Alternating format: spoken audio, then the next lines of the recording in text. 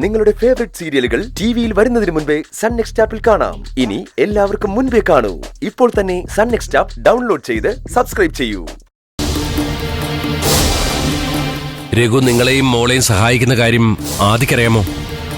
അറിയാം. ഞാനും മോളും ജയിലിൽ പോയി ആദ്യം കണ്ടിരുന്നു.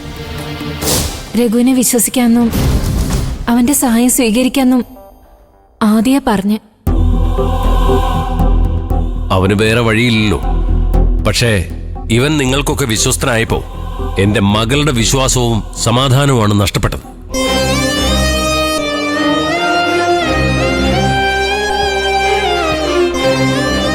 അമ്മാവ, ഇവിടെ ആരുടെയും സമാധാനം നഷ്ടപ്പെടേണ്ട ആവശ്യമൊന്നുമില്ല. ഈ കുഞ്ഞിന്റെ ജീവൻ രക്ഷിക്കാൻ വേണ്ടി മാത്രം ഞാൻ ഇവരുടെ കൂടെ നിൽക്കുന്നത്. അത് ദാസങ്ങളമ്മയോട് പറഞ്ഞു കാണുമല്ലോ. ആരെയും ബുദ്ധിമുട്ടിക്കണമെന്ന് കരുതിയതല്ല മാഷെ. എന്റെ മോളുടെ കാര്യമായതുകൊണ്ട്, എന്റെ കുഞ്ഞിനെ രക്ഷിക്കാൻ വേറെ വഴിയില്ലാത്തതുകൊണ്ട് രഘുവേട്ടന്റെ സഹായം ഞാൻ സ്വീകരിച്ച്. സഹായിക്കുന്നതും സഹായം സ്വീകരിക്കുന്നതും ഒക്കെ ഒരു തെറ്റാണെന്ന് ഞാൻ പറയില്ല. പക്ഷേ എന്തിനും ഒരു സുതാര്യത വേണം. ഒളിച്ചുകളി ഒരു കാര്യത്തിന് നല്ലതല്ല. ഇത് അമ്പിളി മറ്റൊരു തരത്തിൽ എടുക്കുന്നതിന് മുമ്പ് ഇതിനൊരു തീരുമാനം ഉണ്ടാക്കണം. അതിനുവേണ്ടിയാണ് ഞാൻ വന്നത്. രഘു, നീ ഇങ്ങോട്ടിരിക്കെ. നിങ്ങൾ രണ്ടുപേരോടായിട്ട് എനിക്ക് സംസാരിക്കാനുണ്ട്. രഘു, ഇരിക്കെ.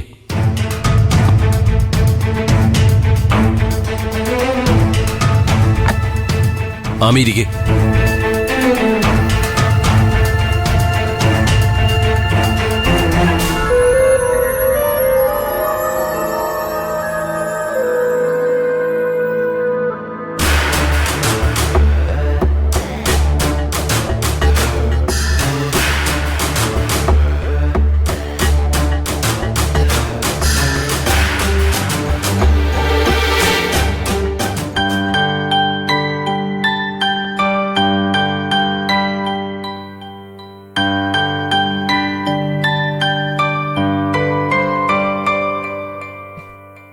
കുറച്ചുകൂടെ കുടിക്കേ.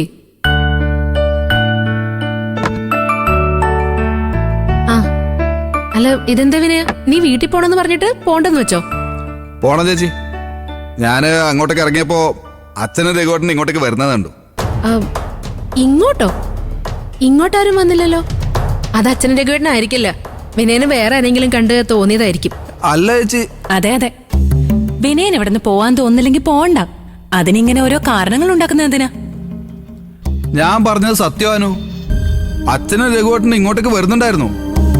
ഞാൻ നോക്കുമ്പോ അവര് 19-ാം നമ്പർ മുറിയിലേക്ക് കയറി പോകുന്ന കണ്ടു.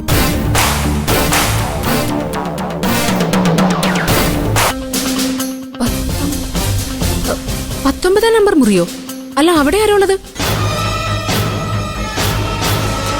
എടീ, നിങ്ങൾക്ക് വല്ലതും അറിയോ? ഏയ്, അറിയില്ല ചേച്ചി. ചേച്ചി, പരിചയക്കാരെങ്കിലും ആയിരിക്കും. അച്ഛനും രഘുവേട്ടനും വരുമ്പോ നമുക്ക് ചോദിക്കാലോ. ആ മുറിയുടെ പുറത്ത് ഒരു ലേഡിയെ പതിവായി ഞാൻ കാണാറുണ്ട്. ഏകദേശം അനുവിന്റെ പ്രായം വരും. അവരുടെ കുഞ്ഞിനാണെന്ന് തോന്നുന്നു അസുഖം. എനിക്കവരെ കണ്ടിട്ട് പരിചയമുള്ളതായിട്ടൊന്നും തോന്നിയില്ല. ചിലപ്പോ അച്ഛന്റെ പഴയ സ്റ്റുഡന്റോ മറ്റോ ആയിരിക്കും. അച്ഛന്റെ സ്റ്റുഡന്റ് എങ്ങനെയാ പിന്നെ ഇവിടെ വരുന്നത്? റൂം നമ്പർ 19 അല്ലേ? ഞാനൊന്ന് പോയി നോക്കിയിട്ട് വരട്ടെ. ചേച്ചി ചേച്ചി ചേച്ചിക്ക് വേറെ പണിയൊന്നുമില്ലേ? ഓരോരുത്തർ ഓരോന്നും പറയുന്നിട്ട് ചാടി കയറി പോവാൻ. ഒരു രോഗിയെ കാണാൻ പോകുന്നതല്ലേ ചീരു? ചേച്ചി, നമ്മൾ പോയിട്ട് കാണേണ്ടവരാണെങ്കിൽ അച്ഛനും രഘുവേട്ടനും വന്ന് പറയും. എന്നിട്ട് പോയാ പോരെ ചേച്ചി? ആമ്പിളി ചേച്ചി പോയി നോക്കുന്നതിൽ തെറ്റൊന്നുമില്ല. അച്ഛനും രഘുവേട്ടൻ അവിടെ ഉണ്ടല്ലോ. അതെ, ഹോസ്പിറ്റലിൽ കഴിയുന്നവരെ അങ്ങോട്ടും ഇങ്ങോട്ടും പോയി കാണുന്നത് സാധാരണയല്ലേ?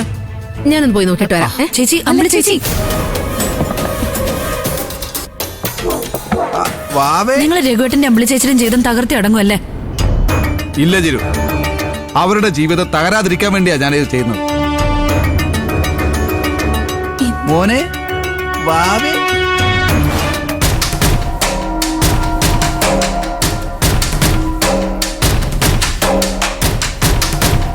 എല്ലാവരുടെയും നന്മയ്ക്ക് വേണ്ടിയാ ഞാൻ ഇങ്ങനൊരു തീരുമാനം എടുത്തത്. ഇത് നിങ്ങൾ രണ്ടുപേരും അംഗീകരിക്കുമെന്നാണ് എന്റെ വിശ്വാസം. എങ്കിൽ രഘു ആ 1,00,000 രൂപ ആമിയെ ഏൽപ്പിക്കും. ആമിയുടെ കുഞ്ഞിന്റെ ചികിത്സയ്ക്ക് വേണ്ടിയാണ് നിന്നോട് ഈ പണം കൊണ്ടുവരാൻ ഞാൻ ആവശ്യപ്പെട്ടത്. കൊടുക്ക്.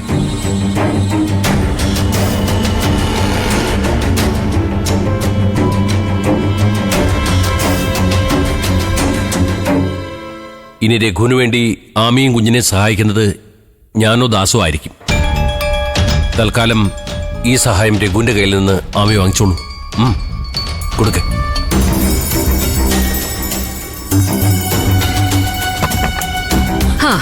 കൊള്ളാം.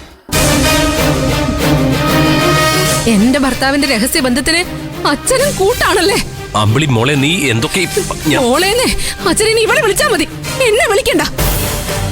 ഞാൻ അച്ഛന്റെ മോളാണെങ്കിൽ അച്ഛന്റെ മരുമകൻ എന്നോട് ചെയ്ത് ഈ കൊലച്ചതിക്ക് അച്ഛൻ കൂട്ടു നിൽക്കായിരുന്നോ? അമ്പിളി, നീ കാര്യം അറിയാതെ അമ്മാവനെ കുറ്റപ്പെടുത്തല്ലേ? ഇതിലപ്പുറം ഇനി എന്തറിയാനാ? ഇതുവരെ എന്റെ കയ്യിൽ തെളിവുകളൊന്നും ഇല്ലായിരുന്നു. നിങ്ങളൊക്കെ എന്നെ ഒരു സംശയരോഗിയായിട്ട് ചിത്രീകരിക്കായിരുന്നു. അയ്യോ മോളെ. പക്ഷെ ഞാൻ കണ്ണുകൊണ്ട് കണ്ട ഈ സത്യത്തെ മായ്ച്ചു കളയാൻ ആർക്കും പറ്റില്ല. ഇതെനിക്ക് ദൈവമായിട്ട് കാണിച്ചു തന്ന സത്യം. എനിക്കേ ഇത് മതി. ഇനി നിങ്ങളൊക്കെ എന്ത് വേണമെങ്കിലും ആയിക്കോ, എനിക്കിനി ഒന്നുമില്ല. ഞാൻ വിട്ടു. എനിക്കിനി ഇങ്ങനെ ഒരു ഭർത്താവില്ല. അയ്യോ മോളെ. എടി, നീ എടുത്തോ. നീയും നിന്റെ മോളും കൂടി സ്വന്തമായിട്ട് എടുത്തോ ഇയാളെ.